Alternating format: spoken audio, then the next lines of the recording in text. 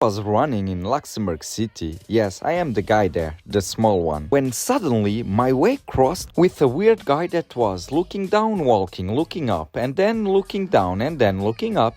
He told me, "Hey, I saw you running. Man, you Micas Carvalho, right?" I said, "Yes, it's me."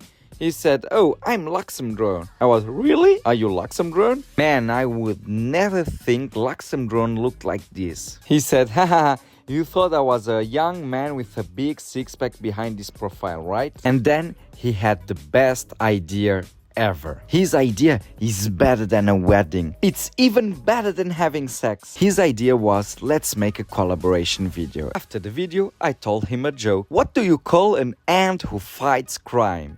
A vigilante. He said, "Wow, you're really not funny. But let's film a last take at panoramic elevator of Pfaffenthal." Here it is, and you follow for more unique spots.